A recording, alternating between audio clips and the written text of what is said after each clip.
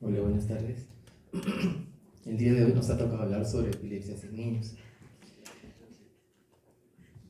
¿Cuáles son los objetivos de la reunión? Dar a conocer definiciones y conceptos relacionados a epilepsia en niños. En la primera parte de la ponencia vamos a poder revisar algunas definiciones. Es importante que tomen en consideración alguna de ellas. Identificar etiología y cuadro clínico de la epilepsia en niños. Como vamos a ver, la epilepsia es multifactorial. Entonces es importante conocer la verdadera etiología de la epilepsia. Establecer criterios diagnósticos y estrategias en el tratamiento de epilepsia en niños, establecer diagnóstico diferencial de epilepsia en niños y definir diagnóstico, etiología y tratamiento de convulsión febril en pediatría. La convulsión febril en pediatría es una patología muy frecuente y es motivo muy constante de evaluación en emergencia. ¿Qué es la epilepsia? La epilepsia es una condición neurológica caracterizada por crisis epilépticas, grabarse ese término, recurrentes y no provocadas, que pueden ser generadas por desencadenantes inmediatos y casi siempre son identificables. ¿Y qué es una crisis epiléptica? Una crisis epiléptica es un acontecimiento transitorio de signos y de síntomas debidos a una actividad neuronal cerebral anormal, excesiva o síncrona. Entonces, la manifestación clínica de una actividad diferente y patológica neuronal es una epilepsia, es una convulsión, perdón. Las crisis epilépticas pueden ser caracterizadas por fenómenos sensitivos, motores, sensoriales o autonómicos, con y sin pérdida de conciencia. Es importante que relacionemos que una convulsión no siempre es compromiso de conciencia. Hay muchas manifestaciones convulsivas que no van a tener este compromiso. Los que dependen del área cerebral donde se origina. De acuerdo al área cerebral afectada, es que la clínica va a ser la que nos va a orientar en ese sentido. Hablamos de crisis epilépticas convulsivas con un compromiso motor, lógicamente, y epilepsia no convulsiva cuando no es evidencia o no se aprecia una actividad motriz. ¿Qué es una crisis provocada? Una crisis que ocurre en respuesta a un agente agresor, a una noxa. Si es de origen infeccioso, va a generar algún tipo de convulsiones, también puede ser un trauma, o en asociación a un insulto sistémico severo. Va a haber alteraciones metabólicas que se van a dar a nivel sistémico que pueden también desencadenar episodios convulsivos. Una uremia, por ejemplo, imagínense un chico con un SHUNT, con un síndrome urémico hemolítico. Los niveles de urea van a estar sumamente incrementados. Eso pudiera generar eventualmente un episodio convulsivo. Hipoglicemia. Los neonatos pueden hacer episodios de hipoglicemia y también generar episodios convulsivos, o niños con alteraciones metabólicas, o la ingesta de tóxicos, ¿no? Esto sobre todo en la edad pediátrica. Y las crisis no provocadas son las que ocurren en ausencia de un insulto sistémico al cerebro. Son eventos aislados y suele ser la primera manifestación de una epilepsia. Más de la mitad de las crisis epilépticas corresponden a este grupo, vale decir a las que no son provocadas. ¿Qué es un síndrome epiléptico? Es un concepto que van a escuchar o lo van a ver posteriormente. Se denomina síndrome epiléptico a un complejo, es no más sino un grupo de signos y síntomas que definen una condición epiléptica única. En otras palabras, es un conjunto de patrones que incorporan características clínicas, tipos de crisis y alteraciones a nivel del electroencefalograma. ¿Y qué es un estado epiléptico? Es una condición que resulta de un fallo en los mecanismos responsables de determinar las crisis epilépticas o la iniciación de mecanismos que provocan una crisis epiléptica anormalmente prolongada. Acuérdense que en la génesis de los episodios epilépticos hay una alteración a nivel de membrana, ¿no? Y también debe haber mecanismos que limiten o frenen esto. Cuando se dan las situaciones, pues se da la prolongación de un estado epiléptico. Es una condición que puede provocar consecuencias a largo plazo que incluyen la muerte, injuria neuronal y alteraciones de la red neural. Entonces, un estado epiléptico, grábense esta definición, es una crisis epiléptica que dura más de 30 minutos, o la presencia de 2 o más crisis sin recuperación de la conciencia entre ellas, que duran más de 30 minutos. Ese es también un motivo frecuente de evaluación de pacientes en la edad pediátrica en emergencia. Son chicos que durante más de 30 minutos están convulsionando. Ingresan directamente a las unidades de trauma shock porque son pacientes que requieren un cuidado muy especial. Estado epiléptico refractario es un estado epiléptico que no responde al tratamiento inicial de drogas de primera línea, o una crisis epiléptica que tiene una duración mayor a 1 hora, independientemente del tratamiento recibido. Y un estado epiléptico superrefractario es un estado epiléptico que continúa o se repite 24 horas o más, después del inicio de la utilización de fármacos anestésicos, incluyendo también aquellos donde se repite el estado epiléptico en la reducción o supresión de dicha anestesia. Este tipo de pacientes lógicamente van a estar ingresados a las unidades de terapia intensiva, porque son pacientes que requieren un tipo especial de manejo. Casi siempre terminan en ventilación mecánica, requieren una pseudoanalgesia para limitar la presentación o la prolongación de estos episodios. Y encefalopatía epiléptica también es un concepto que van a tener la oportunidad de revisar y ver. Es un concepto, es un término que indica que la actividad epiléptica en sí contribuye a causar deficiencias a nivel cognitivo y conductual, más allá de lo que podría esperarse de la patología subyacente sola. Van a haber un grupo de niños que tienen patologías de origen neurológico, cuyo rendimiento académico no es el adecuado, o cuyo desarrollo global está plenamente afectado. A esto se refiere el término de encefalopatía epiléptica. Las deficiencias globales o selectivas también pueden empeorar con el tiempo. Hay determinadas patologías de origen neurológico que por su naturaleza van progresando a lo largo del tiempo. Entonces son niños que a lo largo de su crecimiento van a tener un desarrollo cognitivo muy limitado e incluso pueden regresionar en su desarrollo. Este concepto aplica para todas las edades. ¿Y cuál es la etiología de la epilepsia? ¿Qué origina la epilepsia? Se establecen 6 elementos o 6 agentes originarios de epilepsia. El primero de ellos, de origen estructural, ¿no? Hace referencia a hallazgos o alteraciones que vamos a evidenciar cuando hagamos estudios de neuroimagen, una resonancia o una tomografía. La evaluación electroclínica y las imágenes conducen a la presunción razonable que esa anomalía es la causa probable de la crisis. ¿Qué significa eso? Que si se realiza un estudio de imágenes, por ejemplo una resonancia, y evidenciamos una alteración anatómica y clínicamente hay manifestaciones, es muy probable que el origen de esto sea ese hallazgo anatómico, ¿no? La resonancia magnética identifica lesiones sutiles. Como vamos a ver posteriormente, el estudio de elección es la resonancia magnética. Va a haber muchas lesiones que van a pasar desapercibidas para estudios tomográficos. Por eso, la indicación es siempre la realización de una resonancia magnética. Y la etiología estructural puede dividirse en 2 partes, ¿no? Las adquiridas, por ejemplo, un ACV, traumatismos, infecciones. Imagínense un niño que tiene un trauma encefálico grave que produce alguna lesión anatómica. Esto puede ser el iniciador o el generador de una alteración convulsiva o una epilepsia. O genéticas. Va a haber un grupo de niños que tienen anomalías genéticas, que las traen de nacimiento. Son anomalías estructurales que se convierten en el origen de este episodio convulsivo, ¿no? Existen asociaciones bien reconocidas con la etiología estructural. Esto significa que hay determinadas patologías que van de la mano con alteraciones anatómicas ya plenamente establecidas, ¿no? El síndrome de Rasmussen es uno de ellos, o crisis epilépticas del lóbulo temporal con esclerosis del hipocampo. Son términos un poco más de especialidad, ¿no? Pero con eso quiere mencionar que hay determinadas patologías que ya está plenamente identificado la anomalía anatómica. Es importante reconocer estas asociaciones para que las imágenes se estudien cuidadosamente. Entonces, si encontramos algún síndrome que está calificado o coincide con las descripciones clínicas, hay que ser más acuciosos en los estudios de imágenes, porque probablemente conozcamos la alteración anatómica. Una causa segunda de la epilepsia es la causa genética, lógicamente, ¿no? En este caso, la epilepsia es consecuencia directa de una mutación genética, conocida o presunta, en que la crisis es uno de los síntomas principales. Son muy diversas y en la mayoría de casos se desconoce los genes que son los generadores de esto, ¿no? ¿Cuándo pensamos en una etiología genética en epilepsia? Cuando hay antecedentes familiares, ¿no? Hablamos hace un poco que hay determinadas patologías que tienen un componente familiar y genético. La epilepsia neonatal benigna es una de ellas, ¿no? Ya se ha demostrado claramente que hay alteraciones en el gen del canal de potasio. También en poblaciones o grupos familiares en los cuales encontramos la misma patología que es común en ellos, ¿no? La presencia de esto nos va a empezar lógicamente en un fondo genético. Un ejemplo de esto es la epilepsia mioclónica juvenil.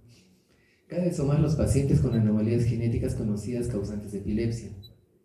La genética molecular ha permitido identificar la mutación causal en gran número de genes de la epilepsia. Un ejemplo más conocido es el síndrome de Dravet, en que este síndrome claramente establecido la etiología genética, ¿no? Hay alteraciones en el gen y el 80% de ellos tiene una anomalía en este gen. Una tercera causa o origen de la epilepsia, lógicamente, es el origen infeccioso, ¿no? La etiología más común en el mundo es esta Es el caso en el cual se produce epilepsia como resultado de una infección. Y acá toma relevancia la presencia de determinadas patologías de origen infeccioso que pueden ser generadores de epilepsia.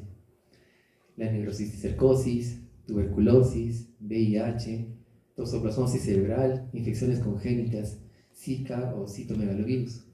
Probablemente en sus rotaciones han podido ver recién nacidos o niños que tienen secuelas neurológicas para ser el citomegalovirus, o a partir de toxoplasmosis, ¿no? También ha habido niños con patología específica a nivel cerebral, con granulomas específicos, ¿no? De origen tuberculoso, quiero decir, que son generadores de epilepsia. La etiología infecciosa tiene implicancias específicas en el tratamiento y en ocasiones correlación estructural. También puede referir al desarrollo postinfeccioso de epilepsia con una encefalitis viral que provoca crisis después de una infección aguda. Hay determinadas patologías de origen infeccioso, como por ejemplo una encefalitis que puede ser el generador o originador de una epilepsia. Una cuarta etiología de la epilepsia es la etiología metabólica. El concepto de etiología metabólica o epilepsia de origen metabólico se origina para designar el resultado directo de un trastorno metabólico conocido o presunto, en la cual la crisis es uno de los síntomas principales. Esto se refiere a que puede haber una alteración metabólica que es generador de la epilepsia. Hace referencia a un defecto metabólico bien definido como manifestaciones o cambios bioquímicos en el organismo, porfiria, uremia, como dijimos, algunas alteraciones a nivel de aminoácidos o crisis dependientes de piridoxina, esto sobre todo en recién nacidos. Es probable que la mayoría de estas epilepsias también tengan una base genética, pero algunas pueden ser adquiridas, como por ejemplo la deficiencia cerebral de folato. La identificación de las causas metabólicas específicas de la epilepsia tiene gran importancia para un tratamiento específico y la potencial prevención del deterioro intelectual. Tengan en cuenta que el desarrollo neurológico en un niño toma mucha trascendencia. Es muy importante valorar, monitorizar el desarrollo neurológico y cognitivo de los niños. Causa inmunitaria. En este caso, el origen de las epilepsias, el origen pues evidentemente es un trastorno inmunitario. Puede conceptualizarse de etiología inmunitaria en los casos en los cuales sale evidencia de inflamación del sistema nervioso mediado por anticuerpos. El ejemplo más clásico y más común es la encefalitis por anticuerpos contra los receptores NMDA. Este año en el hospital se ha visto por lo menos unos 4 episodios de encefalitis autoinmunes, que no es muy común, otros años no era tanto, ¿no? Con el surgimiento de esas entidades, entonces surge en ese sentido un manejo mucho más especializado, porque las implicancias que requieren, sonidos que requieren cursos o pulsos de corticoides o la utilización de inmunoglobulinas. El último caso de ellos terminó en la UCI y finalmente se refirió a Lima para hacer una plasmaféresis. Entonces son patologías de manejo complejo. Y finalmente la causa desconocida. Va a haber una causa o un grupo de epilepsias cuyo origen pues no se conoce, ¿no? Lógicamente la evidencia no está bien establecida. En esta categoría no se logra establecer el diagnóstico específico a partir de una semiología electroactínica básica. O sea, aparte de que hay una clínica, alteraciones a nivel encefalográfico, no se puede evidenciar o determinar de causa precisa. La capacidad de determinar la causa de las epilepsias va a depender mucho del grado de evaluación disponible para el paciente. Los recursos diagnósticos en nuestro país probablemente van a ser limitados en comparación a otras realidades. A eso se refiere este comentario. Entonces, de acuerdo a los países y el contexto de la atención médica, es que probablemente se llegue a establecer la causa precisa de la epilepsia. La fisiopatología, brevemente, esto ya lo hemos visto en fisiología. Las crisis epilépticas son descargas anormales, lo que decíamos al inicio, ¿no? De uno o más grupos de neuronas, cuya presentación clínica, lógicamente, va a estar relacionado al lugar donde se generen estas descargas. Estas descargas obedecen a un grupo de variaciones fisiopatológicas. Acordémonos de la fisiología, ¿no? Hay cambios a nivel de la membrana neuronal, en transporte sobre todo de sodio, calcio, que generan un potencial de acción que pereniza el episodio convulsivo. Pero también hay mecanismos que deberían frenar o reprimir esto, que también están alterados, ¿no? Por eso se produce la prolongación de estos episodios convulsivos. Durante la crisis epiléptica, la red neuronal muestra oscilaciones que se propagan a través del cerebro, involucrando progresivamente a la mayor parte de este. Estas oscilaciones se evidencian en el estudio electroencefalográfico. En la epilepsia, esta alteración fisiopatológica se hace crónica repetitiva, provocando alteraciones transitorias por una descarga esporádica o en su defecto un cuadro crónico que puede generar deterioro progresivo del paciente. lo que se llama una encefalopatía epiléptica, ¿no? Lo que dijimos al inicio de la ponencia. Algo de epidemiología. A nivel de América Latina no hay muchos estudios sobre epilepsia en niños, o por lo menos una casuística, y mucho menos en nuestro medio. A nivel internacional se reporta que el 1 a 2% de la población general va a tener epilepsia. En América Latina y el Caribe, algunos estudios revelan una prevalencia entre 17 y 20% por 1000 habitantes, y no hay diferencia en el sexo. En el mundo se estima que hay 10 millones de niños con epilepsia, y de estos el 25% forma parte de la población global. Miren, es una gran cantidad. De los 3,5 millones de personas que van a desarrollar epilepsia cada año, el 40% van a ser menores de 15 años. Y de este 40%, entre el 70 y el 80% van a estar en países en desarrollo. El diagnóstico inicial de epilepsia en los países en desarrollo tiene esta incidencia, y en los países que también están en vías de desarrollo.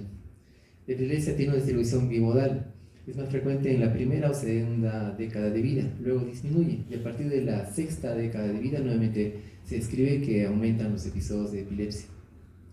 Hasta los 15 años, entre el 1 y 2% de los niños que han tenido una crisis no provocada van a repetir la crisis. ¿Y existe algún factor de riesgo asociado a epilepsia? En el medio ambiente, ¿no? Lo que mencionábamos anteriormente. En nuestro medio aún las condiciones sanitarias o socioeconómicas no son las más idóneas, en general en América Latina. Por eso muchos problemas de salud pública toman relevancia al ser generadores de epilepsia. Un caso claro es la neurocisticercosis, ¿no? También hay enfermedades infecciosas a lo largo de la vida y en la etapa perinatal que tienen un impacto muy importante en la vida del niño. Citomegalovirus congénito, como dijimos, toxoplasma. Son patologías aún muy relevantes en nuestro medio y por ende, como hemos descrito, se pueden ser como generadores de epilepsia. No se ha evidenciado alguna relación con estilos de vida, y factores hereditarios también tienen un rol, como mencionaba anteriormente, ¿no? Hay varios síndromes epilépticos que tienen un gen específico. La epilepsia rolándica, la epilepsia de ausencia infantil, la epilepsia mioclónica, tienen un origen genético, lógicamente. Tener un familiar con epilepsia incrementa las posibilidades que desarrollemos esta enfermedad. Se dice que tenemos 50% más de posibilidades de desarrollar epilepsia. ¿Cuál es el cuadro clínico? En realidad es diverso, es bastante diferente, ¿no? El diagnóstico de epilepsia se hace específicamente en base a las manifestaciones clínicas. La historia clínica debe ser adecuada, bien establecida, y el examen físico debe ser completo. El diagnóstico en niños debe hacerlo el neurólogo pediatra o el pediatra con algún conocimiento o formación en neurología pediátrica o con entrenamiento en epilepsia. La presentación clínica depende de varios factores: el lugar del cerebro afectado, ¿se acuerdan lo que decíamos al inicio, ¿no? La génesis de las convulsiones, la velocidad de la descarga epiléptica, la etiología de la epilepsia y la edad de la persona que está afectada. Las crisis epilépticas tienen tantas formas de presentación como funciones de la corteza cerebral, entonces la clínica va a ser muy diversa. En general, las crisis suelen ser cortas, tienen un periodo posictal, no siempre manifestado de manera clara. A veces hay aura, y las manifestaciones convulsivas también pueden presentar movimientos de tipo clónico o tónico-clónico, ¿no? De acuerdo a esta clasificación, que es la más reciente para el ILAE 2017, se establece que para establecer el diagnóstico de epilepsia debemos hacer una disquisición entre tipo de epilepsia, tipo de crisis y el síndrome epiléptico, ¿no? El tipo de crisis puede ser focal, generalizado o desconocido, los tipos de epilepsia y el síndrome epiléptico, ¿no? Esta es una breve revisión semiológica sobre los tipos de crisis que pudiera haber, y creo que ya todos las conocemos, ¿no? Las crisis tónicas, las clónicas, las tónico-clónicas generalizadas y las atónicas, ¿no? Solo para recordar, las tónicas son contracciones musculares sostenidas, comprometen varios grupos musculares que pueden ser antagonistas y antagonistas. La duración es de minutos a segundos, hay posturas de flexión y extensión. Las clónicas, sin embargo, son sacudidas, bruscas, ¿no? La duración también puede ser de minutos hasta segundos, usualmente duran un poco más. Las tónico-clónicas generalizadas casi siempre tienen un inicio con compromiso del sensorio. Primero aparece una fase tónica, ¿no? Con posturas alternantes de flexión y de extensión, y luego sigue una fase clónica, que es más prolongada, acompañada de fenómenos vegetativos, midriasis, sudoración, taquicardia. Una sigue a la otra, ¿no?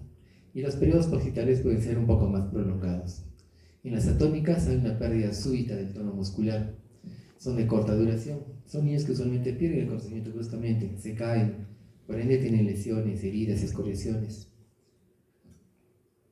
Las mioclónicas son sacudidas breves, involuntarias, comprometen uno o más grupos musculares.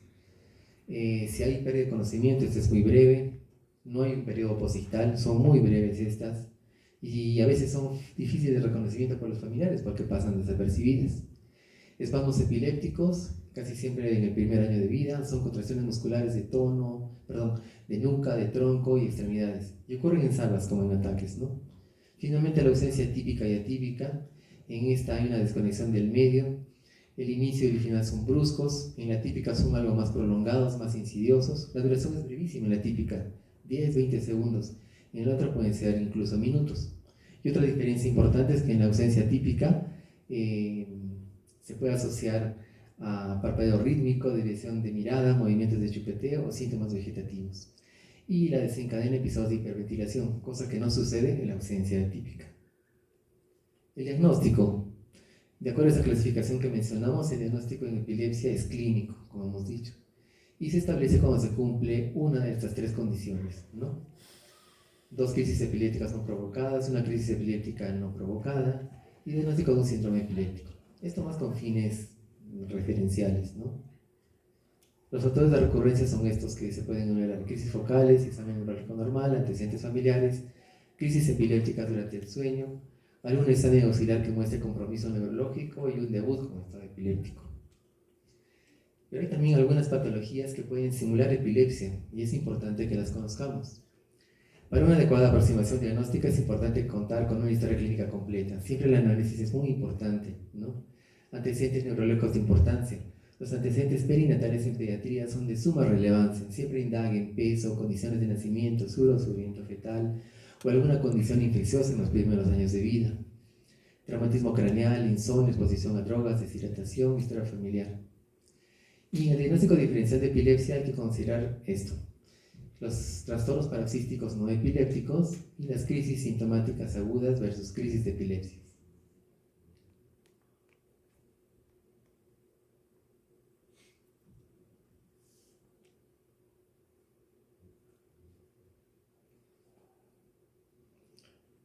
En el diagnóstico diferencial, como mencionamos, hay algunas condiciones que van a ser de suma relevancia, ¿no?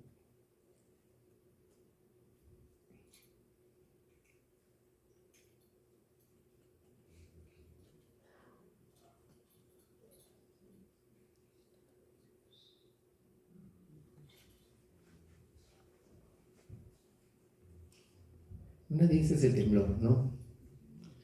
Un temblor o tremolación del recién nacido. Vean ese niñito, es un recién nacido pequeñito.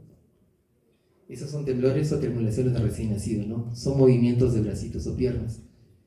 Esa es una evidencia de un monitoreo electroencefalográfico y una imagen, ¿no?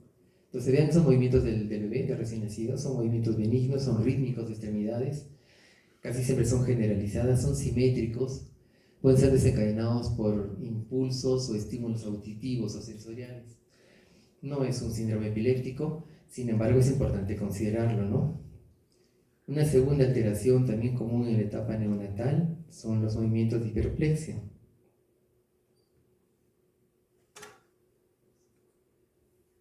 Los movimientos de displexia, mírenlos, son reacciones de sobresalto, también frente a estímulos sonoros o táctiles. Vean ese recién nacido, vean esos movimientos como presentan, bruscos, son sostenidos, son inesperados, siempre por estímulos táctiles o auditivos.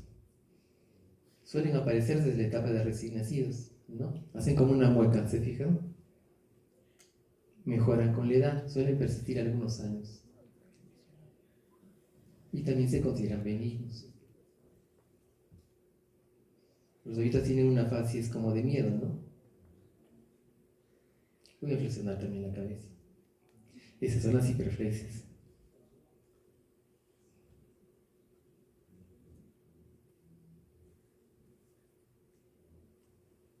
Miren este ratón. Está comiendo, fíjense. Suele pasar en lactantes a niños pequeñitos.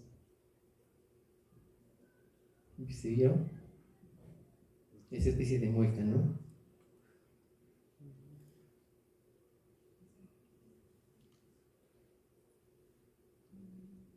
A veces va relacionado con movimientos de temblores de cabeza, de manos, y casi siempre tiene movimiento facial, como una mueca, como de desagrado. Suelen ser incrementados en momentos de frustración o de alegría o de rabietas. No hay compromiso del sensor en este grupo de niños tampoco, ¿no? Otra condición también que es muy común y que genera bastante angustia en los padres es el espasmo del sollozo.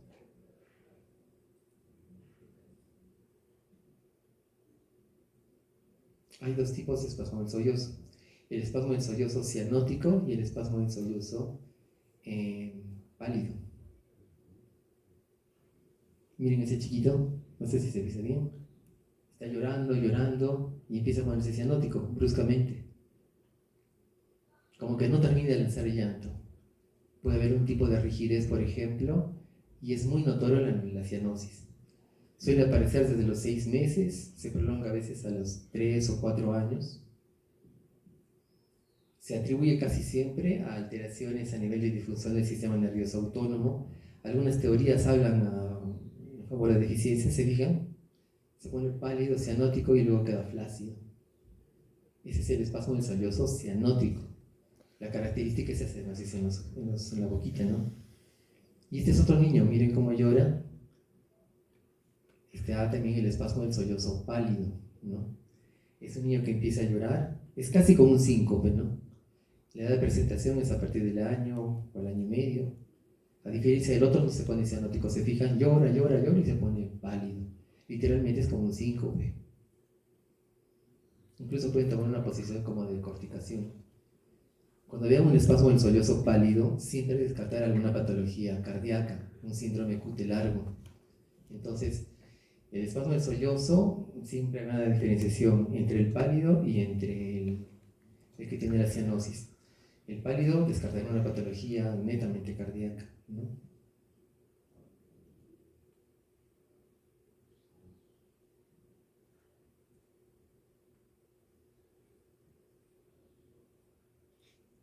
Hay también síncopes. Los síncopes es una pérdida bruta de la conciencia, ¿no? Tiene algunos desencadenantes. Miren este niño.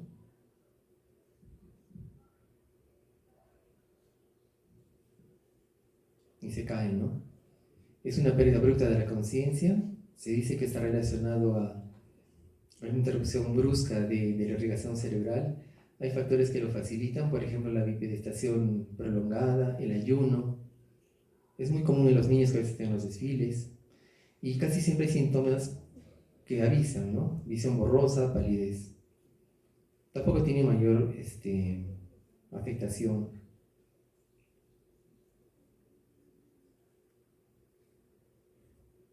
Miren este chiquito, se está alimentando. El síndrome de Saint-Differ. Es una postura, ya la van a ver. Se está comiendo, está alimentándose, casi siempre relacionada o durante la alimentación.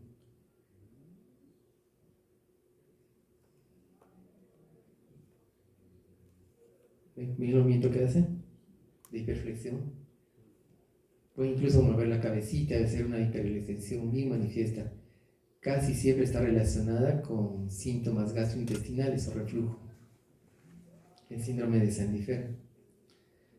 En niñas pequeñitas también puede haber algunos tipos de movimiento de autosatisfacción, sonitas que se sientan en la sillita, juntan las piernas y empiezan a frotarse, ¿no? Eso también puede pasar o confundirse con un síndrome convulsivo, y no es así, son movimientos completamente benignos, ¿no? Los tics suelen aparecer entre los 4 y los 6 años. Miren, esos niños pueden ser motores, son movimientos estereotipados de los ojos, de la cara, del cuello. Pueden controlarse. ¿Ven? Esos movimientos de los chiquitos se consideran como tics. Pueden incluso confundirse con episodios convulsivos, pero no lo son. A los niños les da una sensación de tranquilidad, de gozo, de alegría. Los pueden controlar. Los tics se controlan. De manos, parpadeo, labios.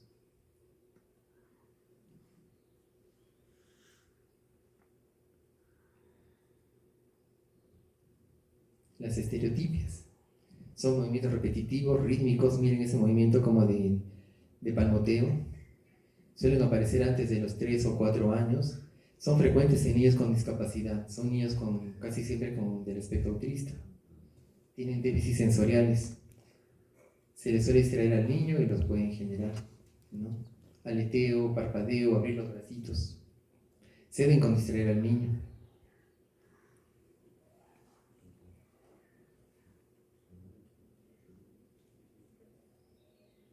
Finalmente tenemos la pseudocrisis. Son movimientos erráticos, son movimientos constantes, permanentes, que suelen presentarse en la adolescencia. Y ese adolescente tiene movimientos erráticos a nivel de la piel, de la pelvis, no son simétricos, son adolescentes que cierran los ojos, que uno puede hablar y ellos escuchan, y de acuerdo a lo que uno va diciendo van actuando. Tienen un componente componente de ansiedad, o se presentan en pacientes psiquiátricos, ¿no? Entonces son movimientos que están encasillados dentro de lo que se conoce como trastornos epilépticos no convulsivos. Es muy importante tomarlos en consideración. La mayoría de ellos a veces pueden generar algo de angustia, preocupación. Sin embargo, la mayoría de ellos pues obedecen a causas benignas, ¿no? A esto se refería el diagnóstico diferencial. Lo que hemos dicho, ¿no? De acuerdo a la edad, espasmo sollozo, síncope y migraña. Acuérdense el espasmo sollozo, el cianótico y el pálido. Trastornos psicológicos, ataques de pánico, sed de epilepsia, conductas gratificantes, lo que les decía, sobre todo en niñitas 3, 4, 5 años, epilepsia ficticia, conductas gratificantes, trastornos del sueño, terror nocturno, pesadillas, narcolepsia, catalepsia, sonambulismo, trastornos del movimiento, tics, ataques de estremecimiento, disquinesias, distonías, reflujo gastroesofágico como el síndrome de Sandifer, ¿no? Y de acuerdo al grupo etario es que se presentan, ¿no? Sandifer, sobresaltos, micronías benignas, en lactantes mayores y preescolares, el espasmo sollozo, terror nocturno, rabietas, conductas autoestimuladoras, masturbación, lo que le decían las niñitas, y niños adolescentes, niños más grandes, y adolescentes, crisis psicógenas, crisis de pánico. Esto hace la diferencia entre una crisis epiléptica y trastornos paroxísticos no epilépticos. Respecto a las epilepsias, ¿qué debemos pedir o qué exámenes sociales hay que hacer? Está en la patología clínica, de imágenes y exámenes especiales, ¿no? En la patología clínica, lo esencial, lo básico, frente a un primer episodio convulsivo, lo básico y esencial, glucosa, electrolitos séricos, en aquel grupo de pacientes que tienen una comorbilidad asociada, ¿no? Va a haber un grupo de pacientes en los cuales la etiología no está muy clara, sobre todo en niños que pueden haber ingerido alguna sustancia que puede ser generadora de estos síndromes epilépticos. El anís estrella, el alcanfor, los piretroides. Incluso se ha descrito episodios convulsivos cuando niños han ingerido el vigoporú o el mentolato. Por eso está proscrito y en realidad no debe usarse. A pesar de que la publicidad todavía dice, ¿no?, que el Big Bebé. Entonces no tiene sentido eso. Puede producir convulsiones en los niños.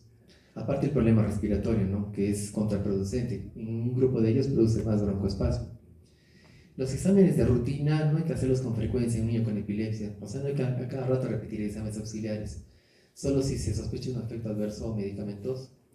También acordarse que los medicamentos anticonvulsivos tienen un metabolismo hepático. Periódicamente hay que monitorizar la función hepática. La resonancia magnética nuclear se alza como el estudio de imágenes de elección, como dijimos, ¿no? Es indispensable que cumpla algunos criterios o características técnicas. Se dice que debe ser por lo menos de Tesla 3. La resonancia magnética va a permitir descartar o evidenciar de manera bastante precisa algunas lesiones que son muy sutiles, que para una tomografía van a pasar desapercibidas, ¿no?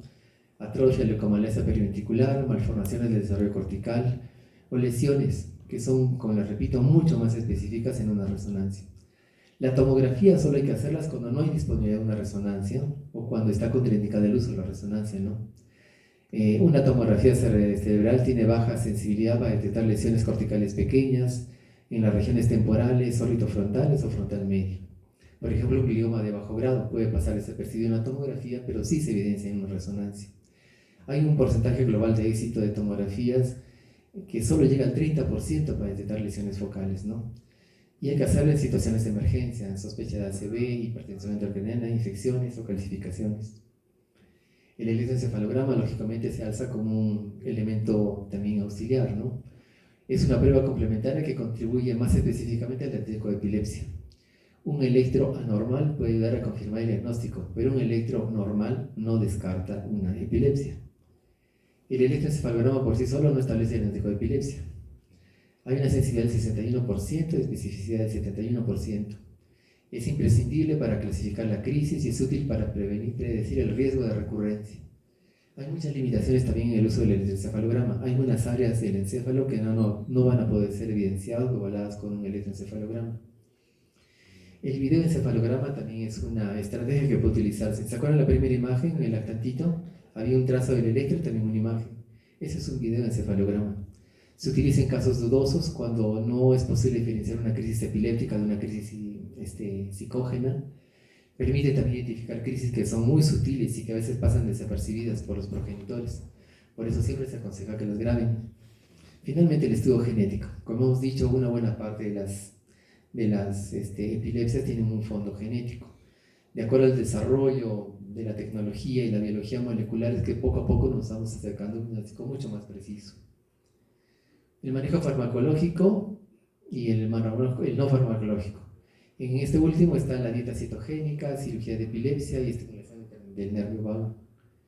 Los objetivos del manejo farmacológico en niños debe ser que se controlen las crisis, lógicamente, ¿no? Iniciar a dosis baja con un incremento gradual si es que es necesario, limitar la presentación de efectos adversos. Siempre la dosificación debe ajustarse a la actividad del niño, por eso se aconseja que se den 1 o 2 veces al día. Hay que favorecer la administración de ellos, ¿no? Si con monoterapia, o sea, solo una droga se logra el control de la epilepsia, continuar con una monoterapia. Siempre un uso relacional de la politerapia. Cada niño es diferente a otro. Hacer un registro de las dosis. Se aconseja que los padres lleven un registro detallado sobre la administración de medicamentos. Y como dijimos, el dosaje farmacológico o los niveles del anticonvulsivante en niños, hay que utilizarlos para monitorizar niveles de toxicidad o también como una manera de progresar en las crisis, ¿no? El nivel plasmático de los antiepilépticos nos permite individualizar la dosis del fármaco cuando deseamos verificar su cumplimiento o cuando hay efectos adversos. La hematología y la bioquímica, como dijimos, no es de uso recurrente y constante, solo cuando es necesario. Estos son los efectos adversos de algunos anticonvulsivantes: el ácido valproico, fenitoína, lamotrigina, clonazepam y levetiracetam. La dieta cetogénica, la cirugía y la estimulación del nervio vago son estrategias que no son farmacológicas, ¿no? Y también se describen en el manejo de epilepsia. Acá están algunas drogas con las dosis, el periodo de intervalo, más como referencia, no es más esto para especialidad.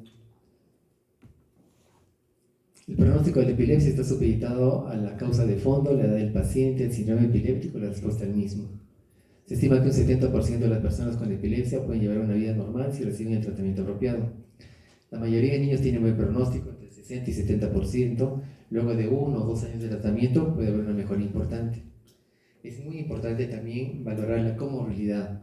Los niños que reciben tratamiento anticonvulsivante pueden ser motivo de burla o limitación en su contexto social. Siempre verificar ese aspecto, ¿no? Y sobre todo monitorizar su desarrollo neurológico, su rendimiento académico. 2 palabras sobre convulsiones febriles: son episodios de aparición brusca entre los 6 meses y los 5 años de edad, ¿no?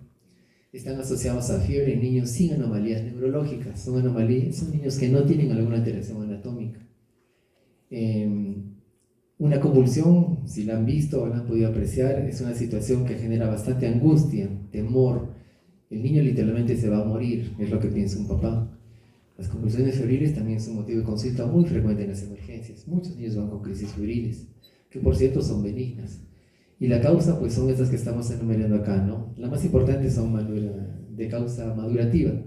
Se dice que este cerebrito es inmaduro, que su mielinización es progresiva, que el incremento de la complejidad sináptica pueden ser generadores de este tipo de episodios convulsivos, ¿no? Puede haber alteración en el equilibrio de citoquinas inflamatorias y no inflamatorias. Algunos hablan de causa genética y finalmente infecciosa, pero la principal suele ser por falta parte del desarrollo neurológico completo, ¿no?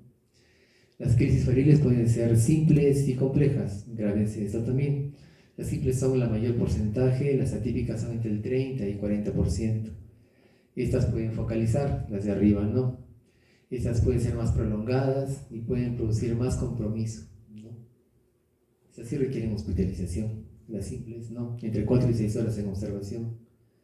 Cuando llega un niño con una crisis febril de emergencia, lo primero que tienen que hacer es dar buena oxigenación, verificar la función respiratoria, acuérdense del triángulo, definitivamente acabar con la actividad convulsiva, ¿no? Debe canalizarse una vía endovenosa, de no ser así tienen la vía rectal, tienen la vía nasal.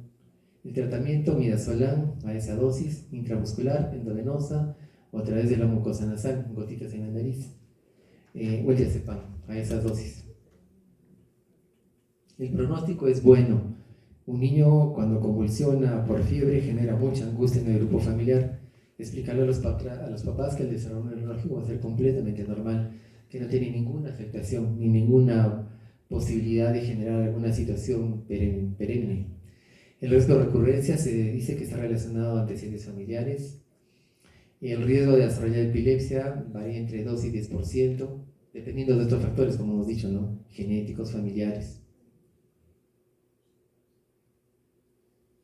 Eso es todo. Si tuvieran alguna duda de lo que hemos hablado.